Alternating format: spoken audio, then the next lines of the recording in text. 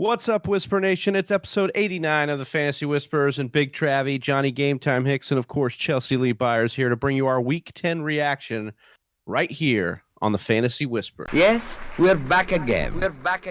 Hey, let's pump up the volume. Right here.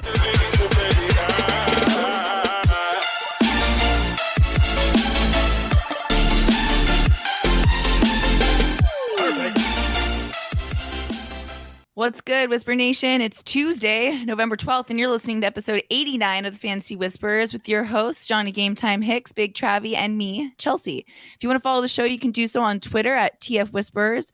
You can also find us on YouTube and Instagram at The Fantasy Whispers, and you should definitely visit the website, thefantasywhispers.com. We've got articles, latest episodes, rankings, and our Patreon account. You can help support our show by joining as a patron of the Fantasy Whispers, where you'll gain access to a ton of bonus content. So head on over to patreon.com and search the Fantasy Whispers today.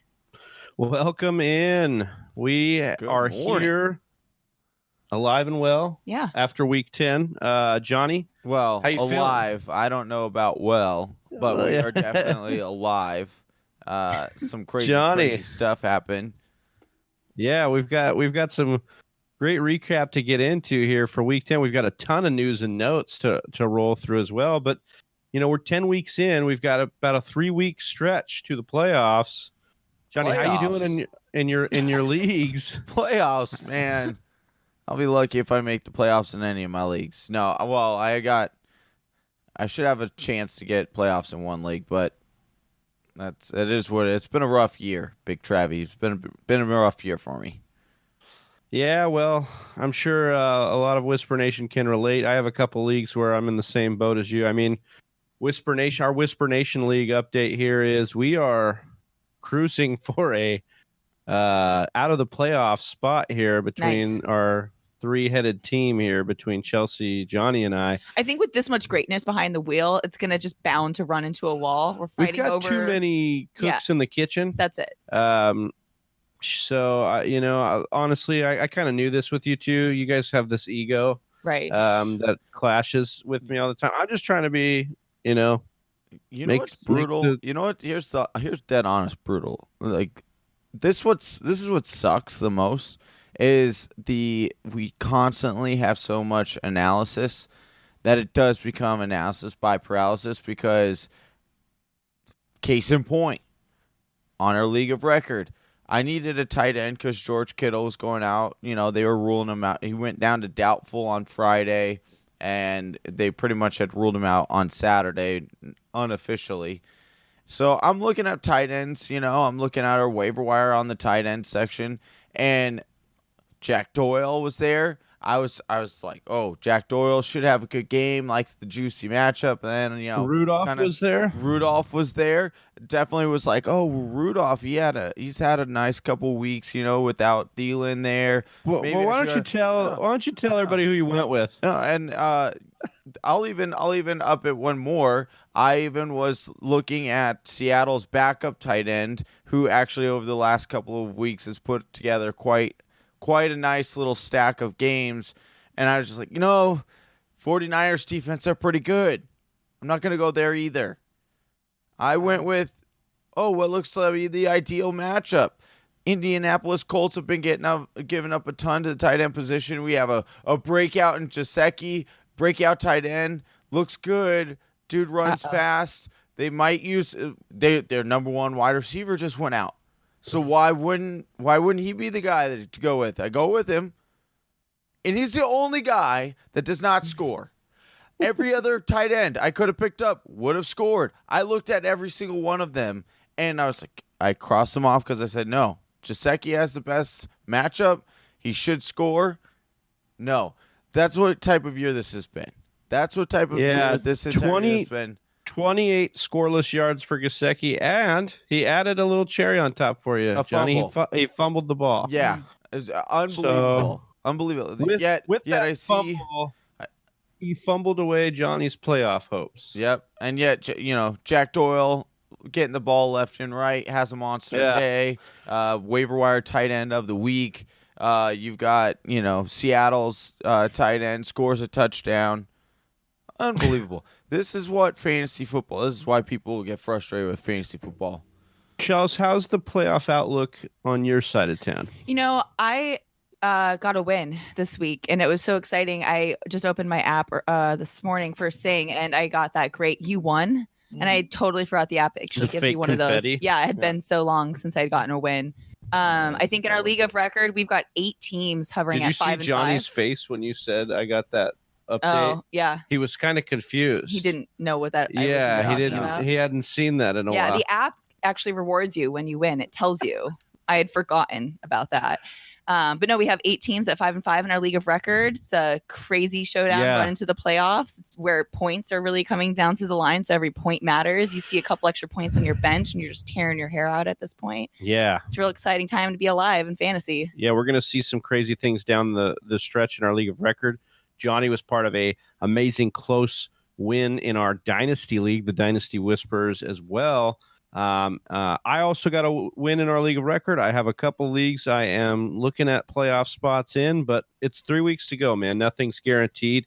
So stick with us, Whisper Nation. We're going to get you through here. Like and subscribe. If you're watching us on YouTube now, please, if you're listening to this on any of the podcast apps, leave us a review if you can. We know that you would enjoy the content if you get subscribed. And as Chelsea said, our Patreon is up and running, so get on over there and help us out there. We are going to jump through this Week 10 reaction and just kind of chew on some of these storylines that have been developing over 10 weeks and some of the things we saw in Week 10. But before we do that, Chelsea, we got some news and notes. Yeah, that's right. We saw a lot of injuries in week 10, that's for sure. So we're going to jump into it with news and notes from around the NFL, brought to you by Fanatic. That's FANATIQ. It's where fantasy meets IQ. They've done some amazing work to their offseason, including adding articles, podcast episodes, player stats, and beat writer updates, all within their app. So head on over to the App Store and download Fanatic today. Just jump into it because, my gosh, there's a lot of injuries. And first, and maybe most concerning, Tyler Lockett with a mysterious lower leg injury. We were just talking before the show. Pete Carroll likes to hold these things close. What do you got to say about it, Trav? We're going to have to watch this. He was hospitalized after last night's game.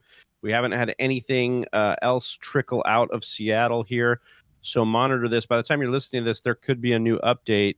He missed most of the end of that game and all of overtime. So, he had been having such a special year.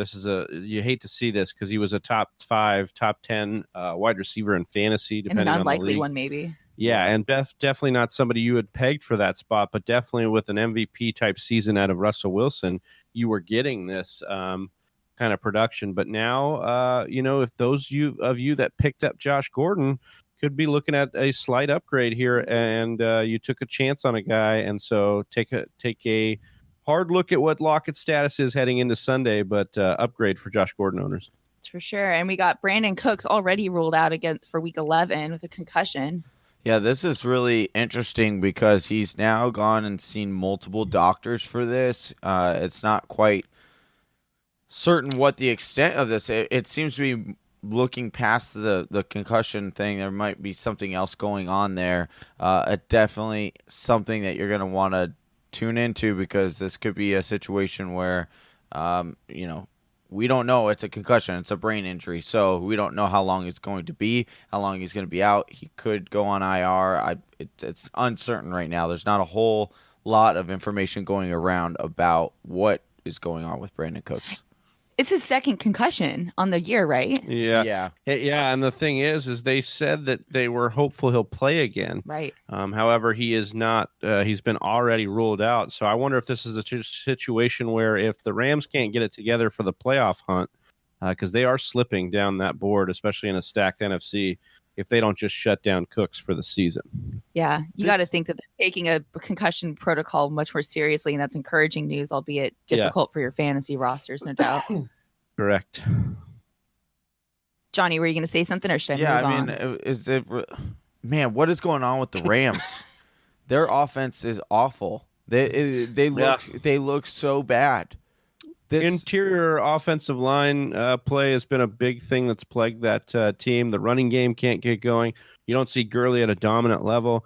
And when Goff has to have the game on his shoulders and that line is the way it is, he is not able to stand up to pressure and get the ball out of his hands. I mean, dare I say, like the Jeff Fisher days look pretty similar to these. I mean, this is just unbearable.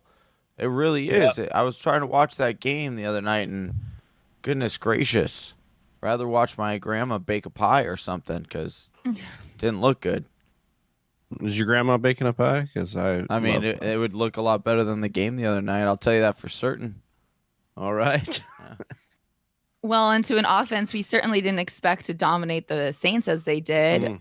The Falcons are going to be missing Devonta Freeman headed into week 11 and maybe even week 12.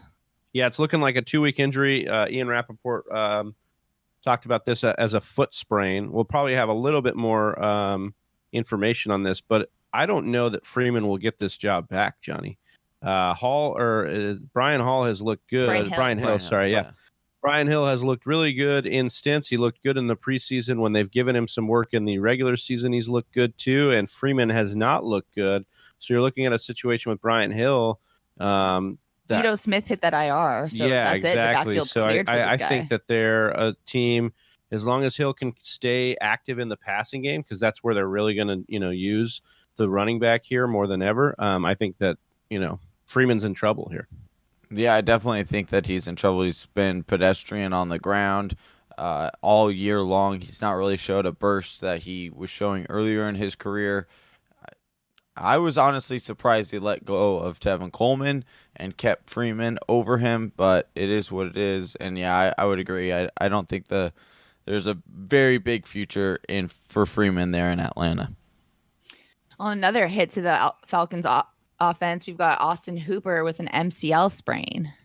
Yeah, Johnny, this one's a heartbreaker. I mean, Hooper was the number one tight end, still is the number one tight end in points through 10 weeks.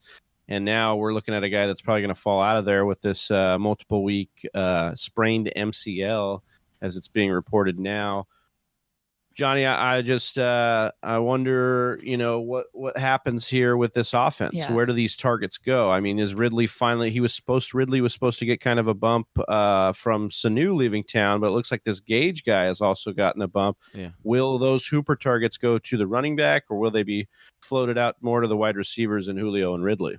I mean, you certainly hope that they're going to go to the wide receivers, but this offense might just start to struggle a little bit.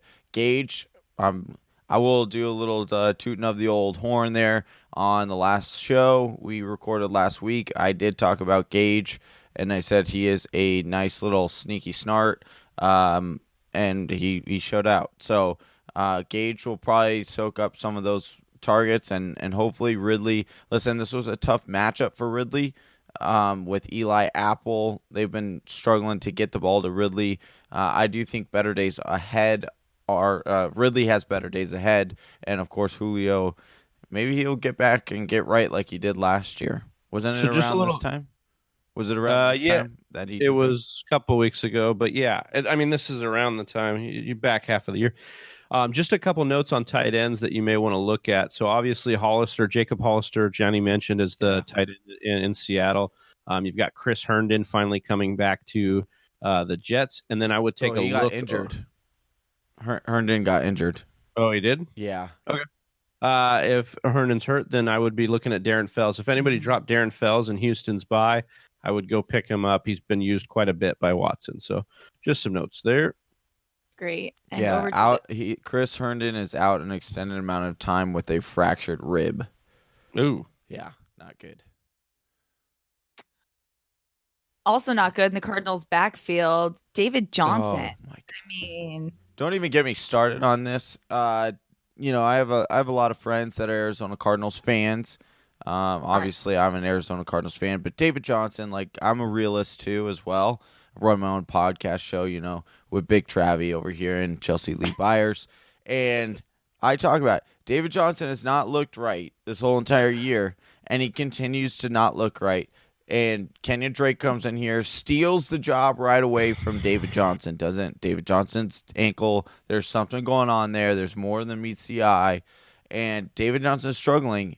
It's come to a point where you can't even start him because you can't trust how fully healthy he is. He clearly came out and said he was 100% last week.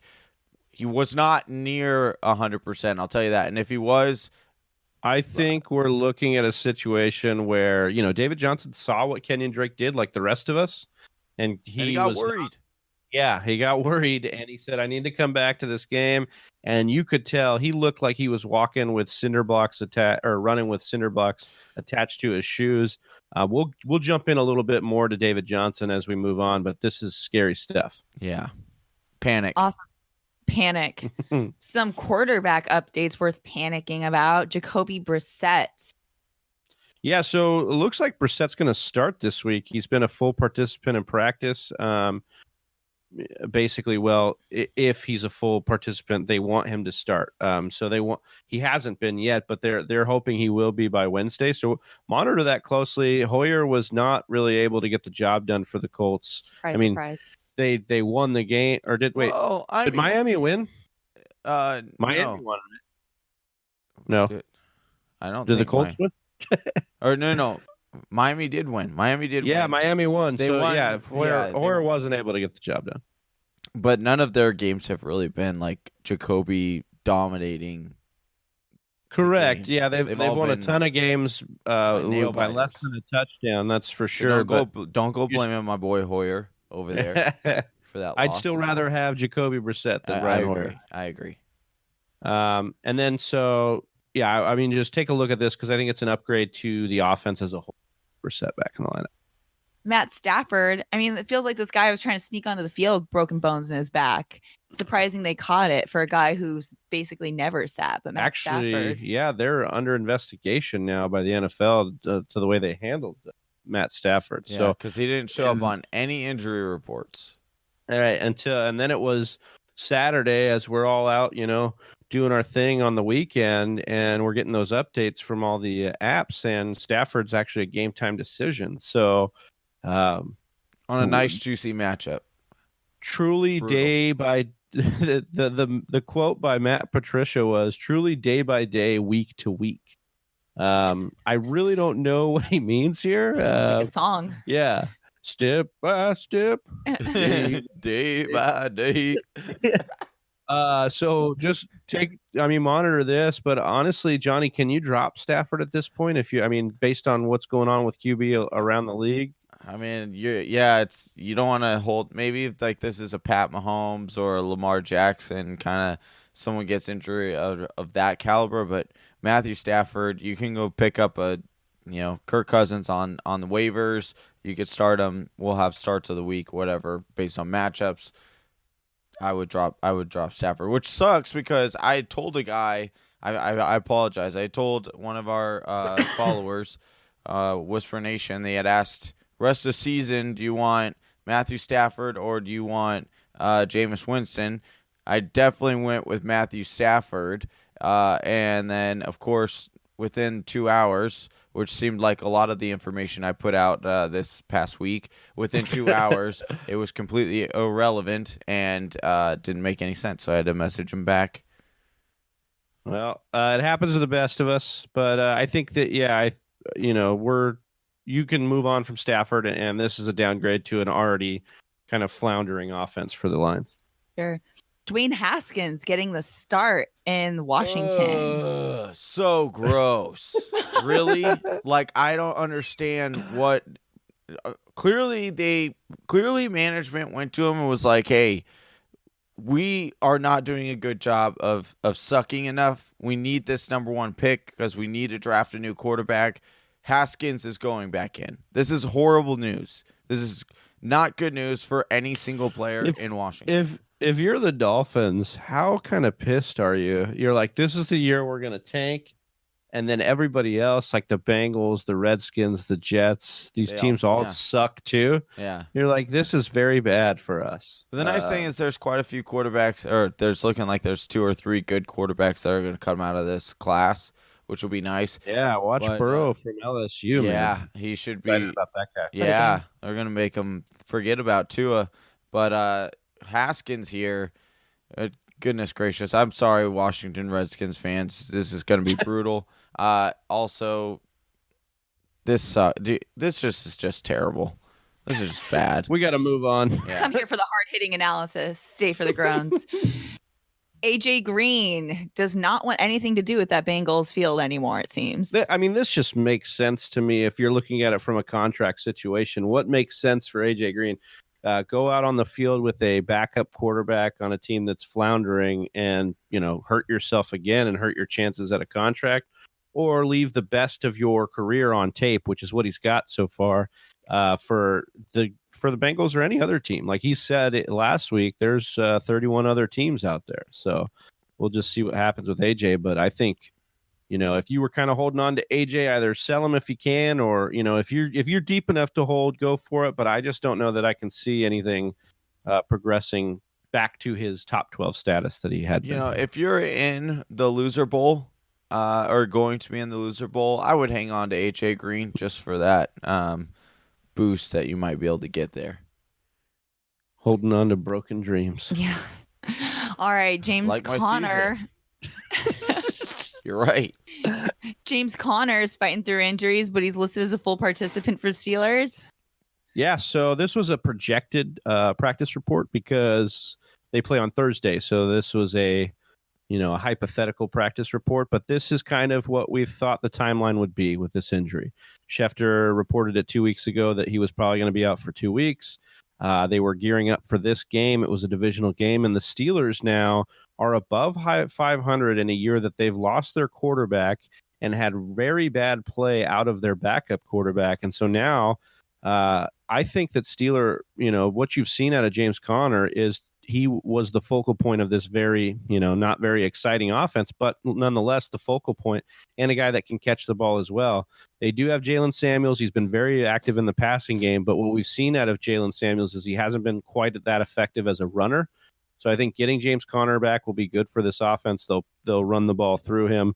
And if you held on to Conner or you've been looking at Conner, he's got some nice matchups down the stretch and could actually be a guy that's a key part of a playoff run.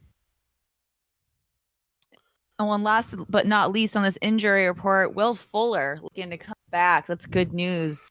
Yeah, good news for Deshaun Watson owners. Good news for this offense. But I will say this. What we've seen, even in Will Fuller's absence, is Deshaun Watson progressing as a passer, using his backs more, using his tight ends more, not relying on just DeAndre Hopkins and just whatever number 2 wide receiver that is, really spreading the ball around and progressing as a passer. So, yes, I think if you can snag Will Fuller, if somebody dropped him, you should. The upside's always there. I think if you have him, you're plugging him in where the matchup makes sense. But I wouldn't think that he is as dynamic as he was with Watson when Watson was feeding him just as much as DeAndre Hopkins. That's right. Well, and that's all for news and notes from fellow, brought to you by Fanatic. Thank you, Chelsea. Thank you to Fanatic. We appreciate them. If you have an Apple device, get over to the App Store and download Fanatic today. And after that really meaty news and notes section, we're going to jump into our Week 10 breakdown here, and we're going to start with our biggest storyline coming out, and I'm going to give the mic to Johnny a little bit to talk about a guy that is making his MVP case right now, and that's Lamar Jackson. Yeah, certainly, at least for fantasy football purposes. Travis, Lamar Jackson is actually on pace for 431.3 fantasy points, which, yes, that's a buttload of points, but he is actually on pace for what would be the most points in history for the most points for fantasy football history, which is insane to think about, because all we do is think about Pat Mahomes and what he did and how great he was last year. And then we think about Deshaun Watson and the pace that he was on a couple of years ago. And we talk about these guys. We get so passionate about these guys. And it's Lamar Jackson, the guy that we had pegged in the very beginning of this season as a guy who could make that giant jump and make that leap. He is going to win people fantasy championships, and he's going to do so because he is always able to be in game scripts no matter what. If they're behind, if they're winning, he is always going to be involved. And the major point that I love to look at when I'm talking about quarterbacks, Travis, you know it. The points per drop back and what that is to quarterbacks. Deshaun Watson, we talked about it. He led the Pro Football Focus era for the most fantasy points per dropback at .73. We had a big Travy and I had a big go back and forth on the show about Deshaun Watson and whether he could make it. Well, in his rookie year, Lamar Jackson had a .79 points per dropback, which was crazy, and we thought it could come down from there, but it hasn't because of his rushing ability has stayed the same. Therefore, now it's actually .8 points per dropback, which is absurd for a fantasy player, let alone a fantasy quarterback. Lamar Jackson is a stud. He is going to win a lot of people in fantasy leagues. He is a cheat code. Yeah, and he's just been really dynamic on the ground. And, what I'd like to see out of him is he's not running exactly reckless. Like some of the moves he make, you think, oh my God, but he has the ability to make guys miss where he's doing this. Like that spin move, the Cincinnati Bengals players are still looking for Lamar Jackson from that play. Like it was unbelievable. He juked two dudes out of their cleats. And I mean, he's just been really good. We've talked about this off the show before. In Michael Vick's heyday, he was averaging around, in his best years, he was averaging about 60 yards per rushing per game. You've got Lamar Jackson, I believe, in the 80 yards per game range. So we are maybe seeing the most dynamic rushing quarterback we've ever seen. And we have more than 16 games of proof. And speaking of that 16 game mark, Johnny, Adam Schefter actually tweeted this out or put this on his Instagram. I'm just going to drop you a couple of stats here. In his first 16 career starts, Lamar Jackson has 13 wins. Patrick Mahomes had 12 in his first 16. As far as rushing yards, in his first 16, Lamar Jackson has more than LaDainian Tomlinson in his first 16. His passer rating of 94.4 is better than Tom Brady's in both of their first 16 games. Lamar Jackson has 7.6 yards per attempt. Aaron Rodgers only had 7.5 in his first 16 games. And then Lamar Jackson's 63% completion percentage this year, or in his first 16 games as a starter, is better than Drew Brees' 61% in his first 16 games as a starter. So much for all the talk about him being not a complete quarterback, not a leader of the team. They are doing it in all sorts of ways. They can attack you in all sorts of ways. And with Marquise Brown back in the lineup, this team can do everything it needs to do to be a complete offense.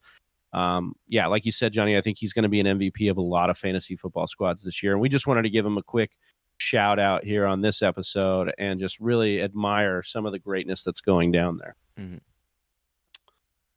Moving on, we're going to talk a little bit about the anti-greatness that's going on with Someone David Johnson. Is not going to help you win a championship. David Johnson, and this one hurts a little bit for you, Johnny. I'm sure because of the ties to Phoenix, because of the contract they gave David Johnson, because of how dominant he was just back in 2017. Look, I was beating his drum hard in the offseason, saying he was a top 5 pick, no doubt. He should have been. Just the offense that was coming in, and maybe without the injuries, he might have been able to get a little regain or recoup some of that value. But things we have to remember here that are very clear. David Johnson was not drafted by the regime with Cliff Kingsbury and his offense. Okay, so that's a big part here.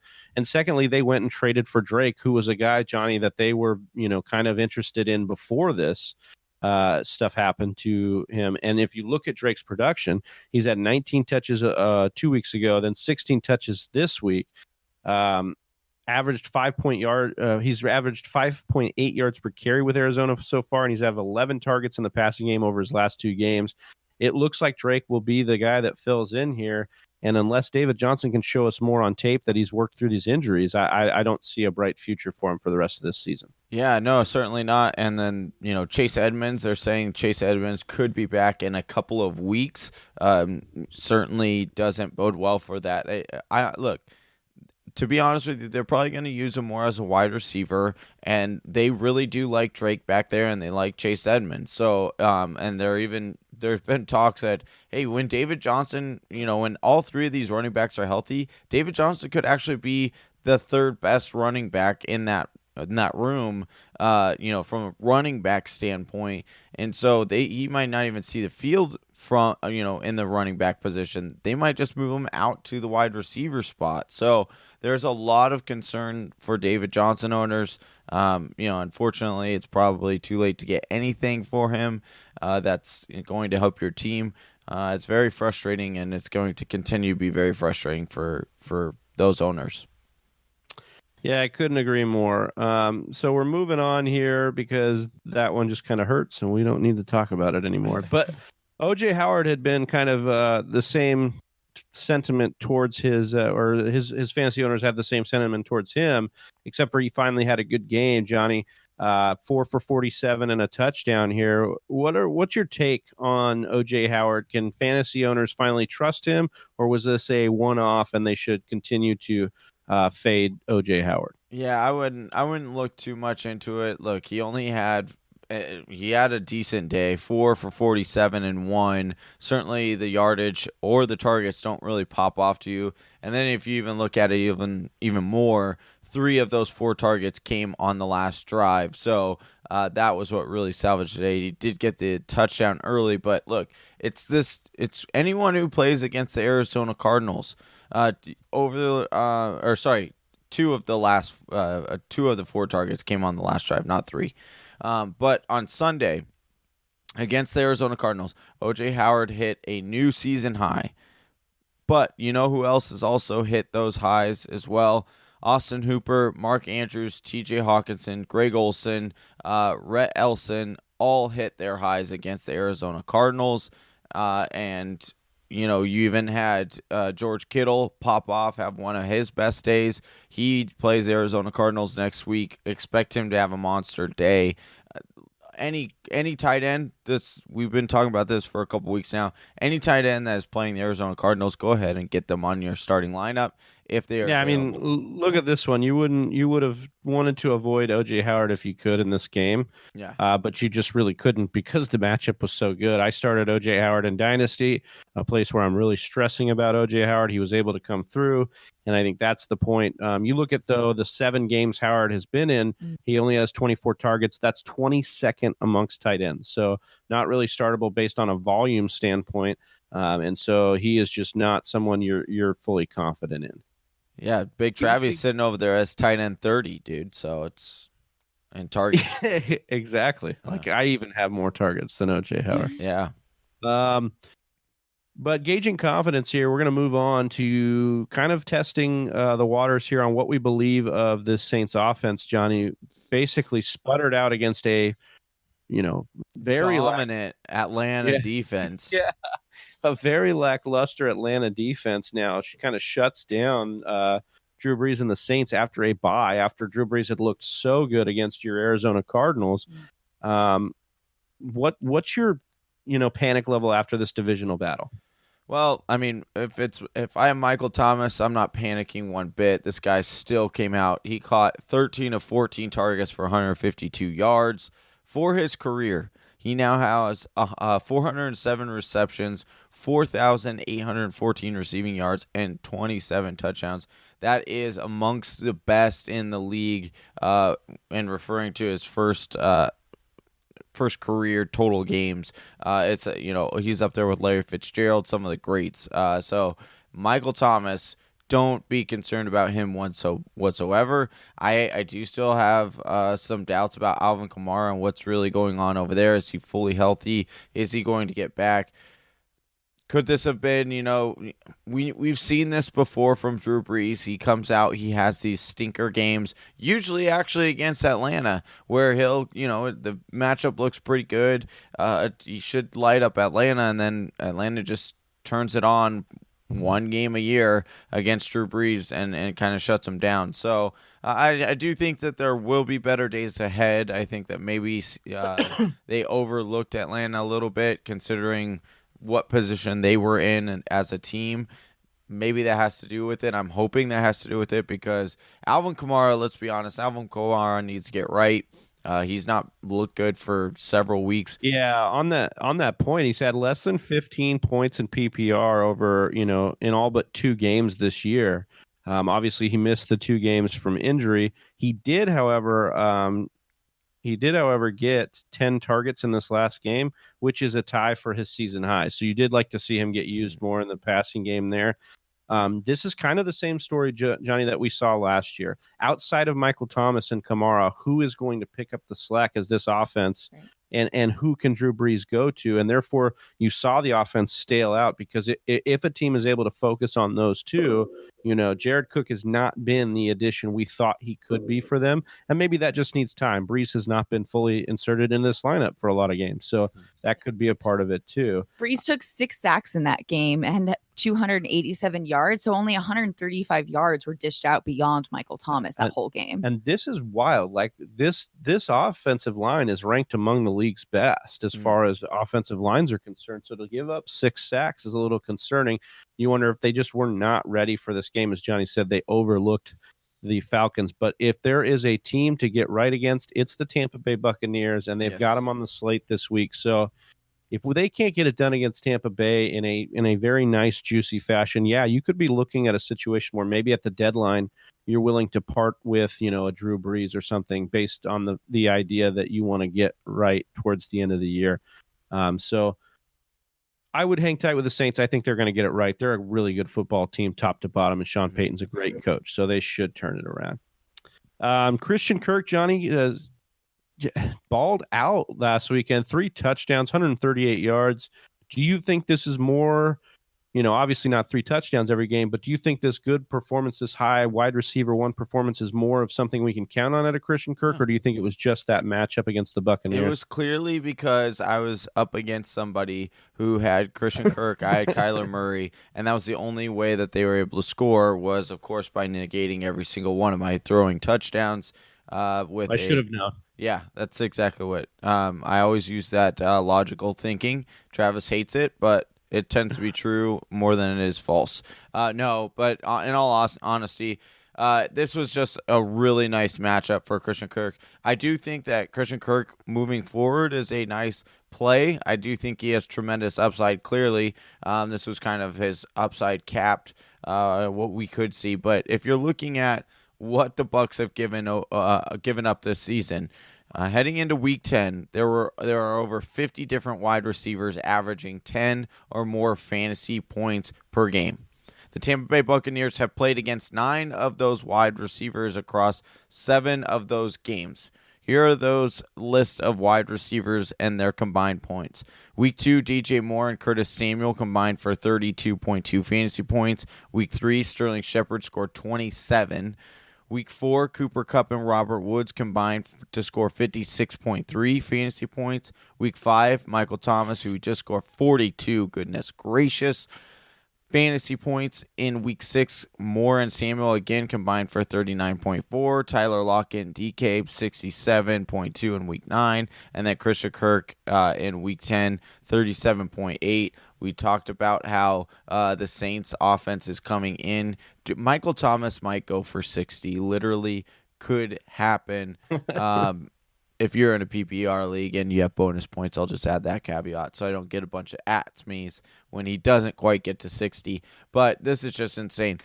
So fantasy owners, continue to start your wide receivers over, and more specifically, your number 1 wide receivers against the Tampa Bay defense. They are giving up quite a lot per game. But when you look at the Christian Kirk side of it, Travis, to answer your question more, Christian Kirk has actually been pretty nice in a PPR league. He has only scored less than 15 fantasy points 3 out of his 6. So 50% of the time he scores less than 15 fantasy points. But Kyler Murray is getting better and better each and every single week. The play calling is getting a little bit better. Christian Kirk is the healthiest among all the wide receivers here. So I think it could continue and get you that added little chip going into the playoffs. Yeah, I think Kirk averaging 8 targets per game, that's within the top 10 in the NFL. You look at the targets, and remember, he's missed some time, so that's why his targets aren't as high as some of these other guys. I think this is an offense, just based on the way the defense has been playing, that is going to continue to throw a ton. And if he can stay healthy and stay within the offense, he's going to be inserted as, the 1B to Larry Fitzgerald in this offense for most games. And I think that's very profitable. If they can get him going, I think we'll get more of the air raid that we've wanted to see out of the offense. And so for me, I like Kirk going forward. I've liked Kirk all year. I have seen nothing out of him and nothing out of that offensive situation that scares me off of Kirk for the rest of the season. For sure. So out of week 10, we wanted to talk a little bit of some of our biggest surprises. Johnny, what was your biggest surprise for week 10?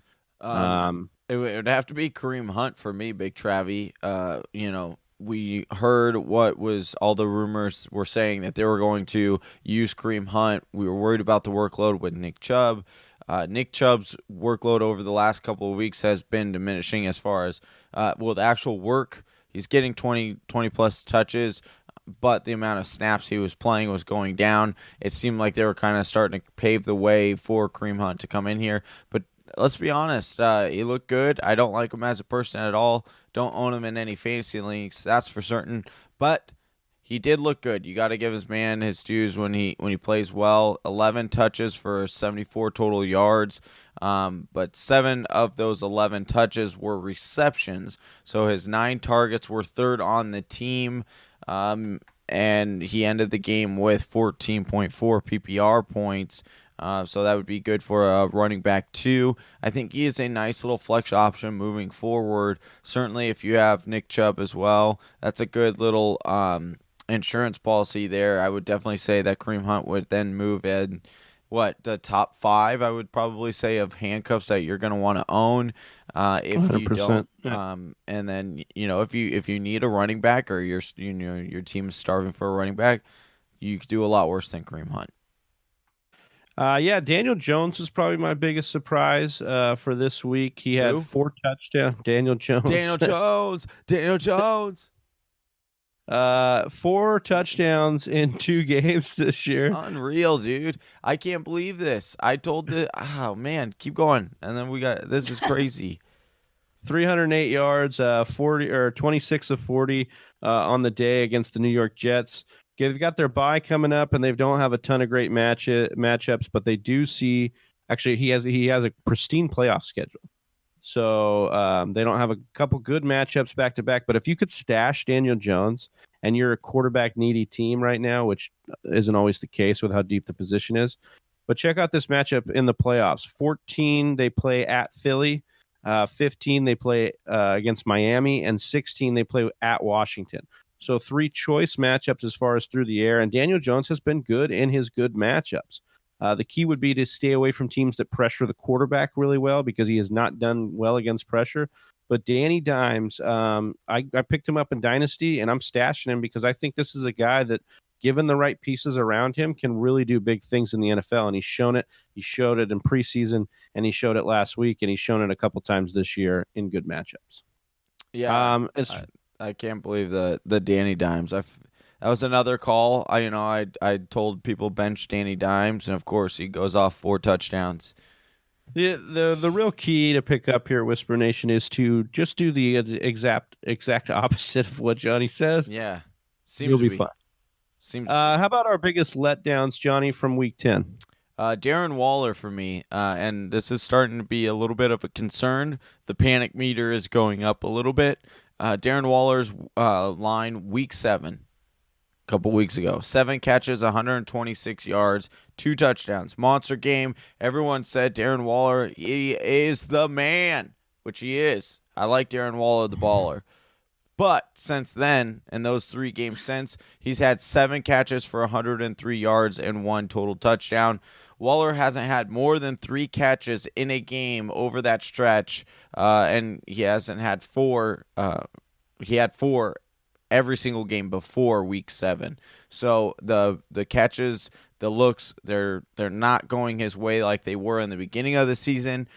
Derek Carr is spreading the ball around a little bit more. They're finding other ways. They're getting Josh Jacobs a little bit more implemented into this offense. There is a real concern, Big Travy, with Darren Waller. Yeah, Tyrell Williams has come back, and so I think that's also part of it too. Tyrell Williams has been a target for what's his name? Derek Carr. Sorry. He's he's been forgettable, but his play has not. That's another big part too. Is Derek Carr's been pretty good for the Raiders and spreading the ball around and making the right decisions. He hasn't been force feeding Waller as much. We do know that the offense, as the games get tougher, the offense should flow more through Waller. So I am a little bit more optimistic. And because of the way the tight end position has gone, I think you're going to keep Darren Waller, locked in your lineup. But yeah, temper expectations as maybe not the top 5 guy we wanted him to be when the season began. For me, Johnny, it's Cooper Kupp. Left a big fat 0 for fantasy owners after being a dominant top 5 wide receiver for over the past few. And this is really not really on Kupp, if I'm honest. I think a lot of this is on Jared Goff and what Jared Goff has done in bad matchups. And we talked a little bit about this interior offensive line. Now, Kupp should stay involved because he is, obviously Brandon Cook's hurt, and he is more of the focal point of the, crossing routes and some of the jet sweeps and some of the things that are easy enough for this offense to get done even with bad offensive line play. But I am concerned. You look at what they have on the schedule as far as strength of schedule for the rest of the season. They are the second worst strength of schedule remaining, second only to Kansas City. So they are going to face some tough matchups down the stretch. And Jared Goff has done nothing to make me confident about matchups that he is not favored in. Oh, he's done nothing. Even his head coach is doubting him. Yeah, putting in Blake Bortles. Yeah. We were talking about this off the air. Blake Bortles was inserted to add another guy in the running game, is what McVay said. I have no idea. It's why. just genius at a level you can't understand, Travis. McVay's genius has reached new level. Man. I feel like that's just like one of those. It's like the coaching things, like you just come up with just to be like. Not to hurt Jared Goff's feelings. Like a distraction. Well, and to just to try to make yourself seem even better. The house isn't burning. Look over here. Yeah, I've studied magic. This is textbook magic trick that Sean McVay is trying to studied pull on. Magic? Wow. Yeah, Nice. It's one of the things I bring to the show. Oh. I like that. We've got our that's why she never appears. Senior magic expert. She is Chelsea. she is actually been on Behind the show. the glass. Yeah, she's been on this show the whole time. You just can't see her because she pulls a magic illusion every time. All right. Well, for our next trick, we're gonna sign off here. We've gone through the Week 10 reaction. We got through these storylines. But Whisper Nation, if you've got any storylines you want to hear or any magic advice you'd like from Chelsea, comment below. We will make sure we get that over to you. Even though I think a magician never tells their secrets. Right. So. Well, it's time for us to disappear. Like and comment below. Subscribe if you haven't already. And for Johnny Game Time Hicks, Chelsea Lee Byers, I'm Big Travy, and we're out. Peace. Poof. Thank you for listening to the Fantasy Whisperers podcast. You can hear more from John and Travis on Google Play, SoundCloud, and iTunes. You can also follow us on Instagram, Facebook, and Twitter at TF Whisperers.